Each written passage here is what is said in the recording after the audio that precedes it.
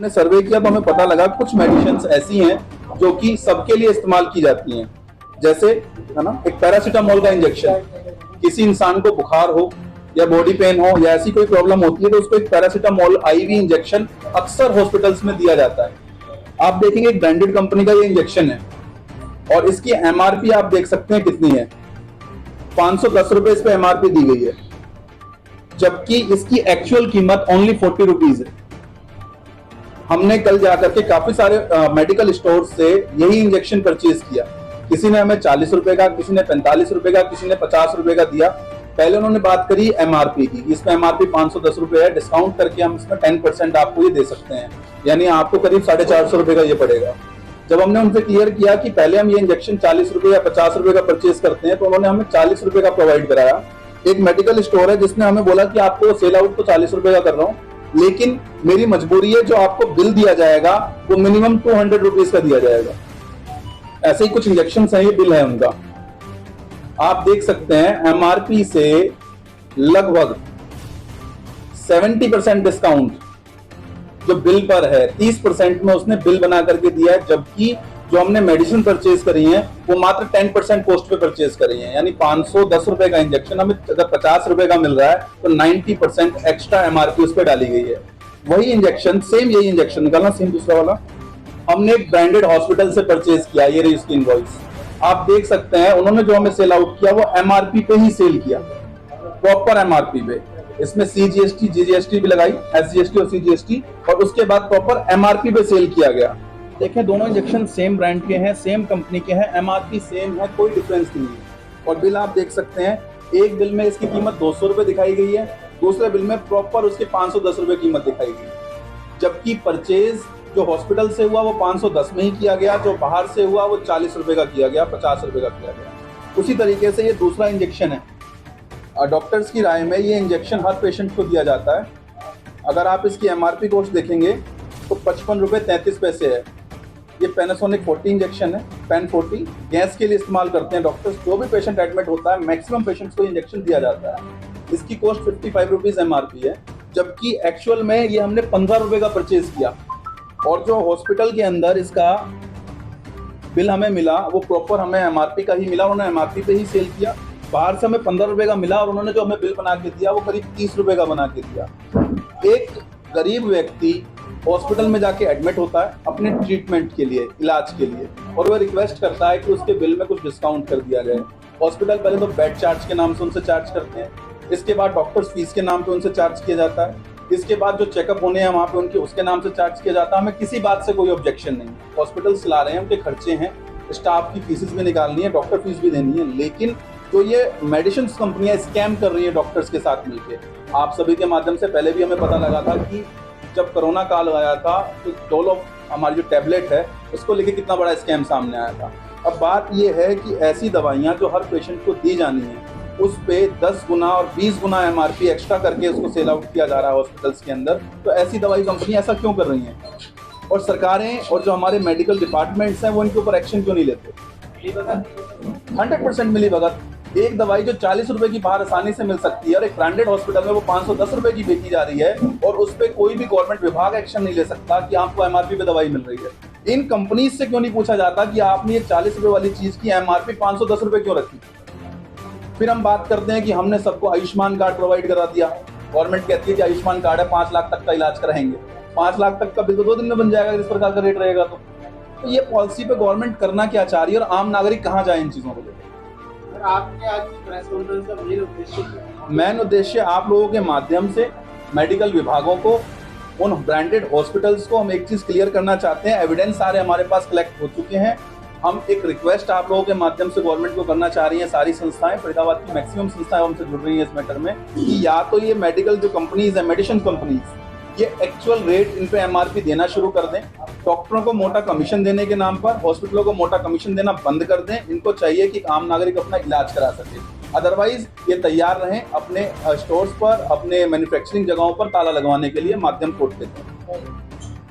सरकार स्वास्थ्य विभाग का काम है कि उसको रोक लगाए, अगर वो 40 रुपए की है बाजार में तो उसमें 40 रुपए रेट क्यों है, 510 क्यों रख रखा है उन्होंने, जी। 40 ही रखना चाहिए। यही मुद्दा हमारा है। इसको लेकर के हमने कुछ समय पहले भी एक पिटीशन कोर्ट में दायर की थी, जिसमें फरीदाबाद के काफी सारे ब्रांडेड हॉस्पिटल को पार्टी बनाया गया था। उसमें अक्सर हॉस्पिटल्स के जो एडवोकेट्स हैं वो डिले करते हैं अफेयर होने में, हॉस्पिटल स्टाफ उन्हें रिप्लाई नहीं देता, और फिर बात ये आती है कि आप एविडेंस कैसे कलेक्ट करेंगे, क्योंकि किसी भी ब्रांडेड हॉस्पिटल में आप जब जाकर के परचेज करते हैं मेडिसिन तो आपका एमआरपी पे सेल आउट किया जाता है। हमारी ये सारी संस्थाओं की टीम पिछले 3 महीने से इस पे वर्कआउट कर रही थी। अब हमने जब फरीदाबाद के करीब 400 स्टोर से सेम मेडिसिन परचेज करी, कहीं पर 40 रुपए में, कहीं पर 30 रुपए में, कहीं पर 50 रुपए में, और हॉस्पिटल से एमआरपी पे, तो ये सारे एविडेंस हमारे पास आ चुके हैं। हम नहीं चाहते कि स्वास्थ्य के लिए जो संस्थान काम कर रहे हैं उनके खिलाफ कोई कार्रवाई हो। उनसे हम निवेदन कर रहे हैं कि आम जन के स्वास्थ्य को देखते हुए उनका इलाज ढंग से करें और इस प्रकार की बेईमानी करना बंद कर दें। अगर नहीं होता है बताओ। नहीं होता है तो सर हमने अभी फिलहाल अपने डिस्ट्रिक्ट कोर्ट में ही हमने फाइल किया था, जिसमें हमने सारे प्राइवेट हॉस्पिटल्स और जो भी गवर्नमेंट हॉस्पिटल्स भी होते हैं जिसमें कई बार हमें सुविधा फैसिलिटी नहीं दी तो जाती, हॉस्पिटल की क्या करते नहीं उसमें भी हॉस्पिटल्स की गलती ये है कि हॉस्पिटल्स क्या करते हैं, इन ब्रांडेड कंपनीज से कॉन्ट्रैक्ट करते हैं कि आपकी दवाइयां हमारे हॉस्पिटल में तब लगवाई जाएंगी जब आप उसका रेट मैक्सिमम कर देंगे, क्योंकि रीजन ये है कि हॉस्पिटल्स को उन पर मोटा कमीशन चाहिए होता है। आप देखते हैं कि जब आप किसी गवर्नमेंट हॉस्पिटल्स में जाएंगे तो डायरेक्शन ये है कि वो सिर्फ साल्ट लिख के दवाई लिख देंगे, लेकिन आजकल गवर्नमेंट हॉस्पिटल के जो डॉक्टर्स हैं वो भी एक ब्रांडेड कंपनी का नाम लिख के मेडिसिन लिख रहे हैं। इसलिए हैं? इसमें जो आप कार्रवाई की बात कर रहे हैं वो तो कंपनी से होनी चाहिए ना, हॉस्पिटल में जब वो देंगे नहीं तो बिकेगा क्यों? सॉरी, जब हॉस्पिटल के अंदर उस एमआरपी का प्रोडक्ट आएगा नहीं तो सेल आउट कैसे करेंगे? मेडिकल कंपनीज की एक तरीके से मजबूरी बन चुकी है अपने प्रोडक्ट को सेल करने के लिए उस पर मैक्सिमम रेट लिस्ट देना, बिकॉज हॉस्पिटल्स की डिमांड। हॉस्पिटल वाले भी कह सकते हैं, क्या कह सकते हमारे हैं, करते बढ़ रहे, हमारी भी मजबूरी है कि एमआरपी पे सेल करना। एमआरपी पे सेल करना आपकी मजबूरी है, लेकिन आप लोग एक ब्रांडेड कंपनी को मजबूर क्यों कर रहे हैं कि वो अपना रेट बढ़ा करके पेश करें। सबूत क्या है हमारा कि एक हॉस्पिटल एक ब्रांडेड दवाई कंपनी को मजबूर कर सकता है मैक्सिमम एमआरपी लिखने का। ये आप मेरे से बेहतर जानते हैं, कुछ समय पहले आप लोगों ने ही प्रकाशित किया था कि डोलो कंपनी के ऊपर जब एफआईआर हुई तो उन्होंने क्लियर किया कि डॉक्टर्स के ऊपर दबाव में आकर के हमने इसको सबसे ज्यादा सेल आउट कराया, मोटे कमीशन दिए गए, उन्हें फॉरेन ट्रिप्स भी दिए गए। आज भी आप देखते हैं कि एक डॉक्टर स्पेशली ब्रांड का नाम क्यों लिखता है। अगर बात इस बात की आती है तो आप किसी भी ब्रांडेड हॉस्पिटल में जाके देख लीजिए, मैक्सिमम टाइम्स वहाँ पे किसी सॉल्ट का नाम ना लिख करके एक ब्रांड का नाम लिखा जाएगा कि आपने इंजेक्शन लेना है तो वो इस कंपनी का होना चाहिए, आपने मेडिसिन लेनी है, टैबलेट लेनी तो इस कंपनी की होनी चाहिए। साल्ट क्यों नहीं लिखा जाता वहाँ पर? अगर ऐसी बात है, फिर डॉक्टर साहब कोई भी कंपनी अपनी मेडिसिन बनाती है, माना डोलो की बात करी आपने, तो पीसीएम होता है, कई सारे टैबलेट और है, लेकिन डोलो एक मशहूर टैबलेट हो गई। रीजन क्या रहा उसका मशहूर होने का? एक पैरासीटामोल के नाम से भी टैबलेट आती है जी, सेम मैं वही बात कर रहा हूँ, ये भी पैरासीटामोल का ही इंजेक्शन है, सिंपल पीसीएम साल्ट है ये, और इस पे एमआरपी 510 रुपए दिया गया। 510 रुपए में देने के बाद ये 40 रुपए का मार्केट में सेल हो रहा है। एक व्यक्ति 40 रुपए में सेल करके 200 रुपए का बिल हमें दे रहा है, एक व्यक्ति इसी इंजेक्शन को 510 रुपए में सेल कर रहा है। यानी अगर किसी पेशेंट की कंडीशन इतनी क्रिटिकल हो जाती है कि उसको मजबूरी में हॉस्पिटलाइज होना पड़ता है, एडमिट होना पड़ता है, तो वो उसके ऊपर जो सबसे ज्यादा बर्डन होता है ना वो मेडिसिन का होता है। चलो भैया, अगर यही मेडिसिन 40 रुपए की उसको वहां प्रोवाइड हो जाती है, या जो इंजेक्शन 55 रुपए एमआरपी है वो 15 रुपए का प्रोवाइड हो जाता है, तो आप देखेंगे कि जो उसका बिल 2 लाख 3 लाख का बन रहा था ना वो हजारों में आ जाए। वकील साहब ये तो और कंपनी जो है उनके ही प्रचार प्रसार में कमी है, वो भी तो इस चीज को प्रचार प्रसार कर सकते हैं मीडिया के माध्यम से, अखबारों के माध्यम से, और भी बहुत सारे तरीके हैं। जेनेरिक दवाइयाँ मिल रही हैं, सस्ती बता रहे हैं उनको, लोग ले भी रहे हैं उधर से, ऐसी बात नहीं है। तो इनका हमें ब्रांडेड पीसीएम मिले, जेनेरिक दवाई लेनी चाहिए, लेकिन सर जब आप एक हॉस्पिटल में एडमिट होते हैं, एडमिट होने के लिए आपके ऊपर फाउंडेशन है कि जो मेडिसिन यूज होंगी वो हॉस्पिटल से ही होंगी। वहाँ आप कैसे डिमांड करेंगे मेरे को जेनेरिक मेडिसिन चाहिए? जो पेशेंट एडमिटेड नहीं है, बाहर अपना ट्रीटमेंट करा रहा है, वो तो बाउंड डाउन नहीं है। लेकिन अगर आज हम अपनी ही बात करें, हम किसी भी हॉस्पिटल में जाके एडमिट हो जाए और उनसे बोले कि हम अपनी मेडिसिन बाहर से मंगवाएंगे, कोई भी हॉस्पिटल अलाउ नहीं करता। वो कहेंगे कि ये पॉलिसी हमारी है, आपको मेडिसिन यहीं से यूज करवानी पड़ेगी। रीजन ही यही है कि 40 वाली मेडिसिन हमें वहां पे 510 में परचेज करनी पड़ती है। आज मेडिकल कंपनीज जो लॉस में जा रही है, जो मेडिकल क्लेम कंपनीज है हमारी, हम पॉलिसीज कराते हैं, हेल्थ पॉलिसीज कराते हैं, उसमें भी हमारे बड़े बड़े बिल बन जाते हैं। वहां पे हम ये सेटिस्फाई होते हैं कि हमने थोड़ी पे करना है, क्लेम कंपनी ने पे करना है। बट आप ये तो देखिए कि अगर आपको इसी साल दोबारा नीड होती है एडमिट होने की, तो आप ही की क्लेम में से इतना अमाउंट डेबिट हो चुका हो। तो जरूरत ये है एक आम नागरिक पहले तो जागरूकता लेकर के आए।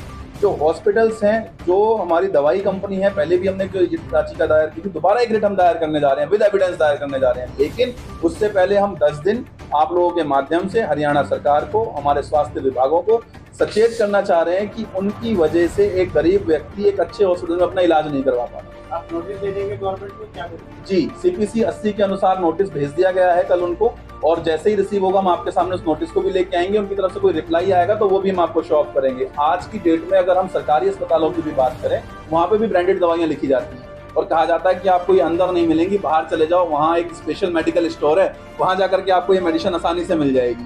क्यों मिल जाएगी? 510 रुपये MRP में मिलेगी। वहाँ पर 510 रुपये में से 40 रुपये कट करके वो 50% उस डॉक्टर साहब को जाएगा।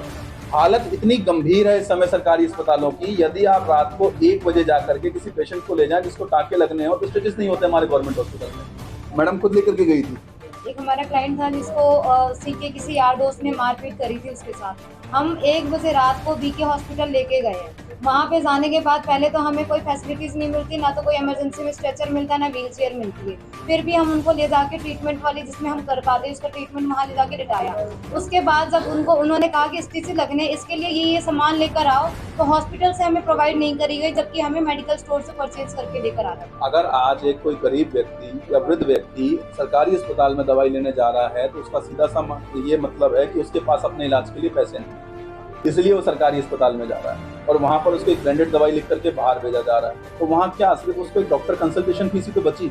उस कंसल्टेशन फीस को भी बचाने के लिए उस मजदूर को अपनी दिहाड़ी छोड़ करके सुबह 9 बजे जाके लाइन में लगना पड़ेगा। 11 बजे उसके हाथ में चेकअप के लिए कार्ड आएगा, OPD कार्ड, फिर अंदर जाके लाइन में लगेगा। 1 बजे जाकर के उसके लिए मेडिसिन प्रिस्क्राइब की जाएगी और वो भी कहा जाएगा यहाँ नहीं है, यहाँ से मिल जाएंगी आपको ये 2 टैबलेट मिल जाएंगी जो 50 पैसे 1 रुपये की कॉस्ट की है। जो बाकी के इंजेक्शन है, मेडिसिन है, वो आप बाहर जाके ले लीजिए। बाहर जाने पर ऐसी दवाई कंपनी, सिर्फ मैं इसी की बात नहीं कर रहा, एक जनरली जब भी कोई पेशेंट एडमिट होता है तो उसके लिए निकालना ही फिर IV सेट। आपको पता होगा जब भी कोई भी पेशेंट किसी भी हॉस्पिटल में एडमिट होगा तो उसको IV सेट की नीड पड़ती है। जाते ही उसको कैनुला और IV सेट लगा दिया जाता है ग्लूकोज की ड्रिप्स लगाने के लिए। इसका एक MRP आप देखेंगे 176 रुपये है, 176 बिल में आप देख सकते हैं। प्रॉपर कॉस्ट है हॉस्पिटल के अंदर 176 रुपये। ये फिक्सर है जिसकी 65 रुपये कॉस्ट लगाई गई है। और ये कैनुला जो हर पेशेंट को जाते ही लगा दी जाती है बिना वेट करे कि उसको नीड भी है या नहीं है। इस पर आप देख सकते हैं इसका जो MRP है वो अप्रोक्स 164 रुपये है।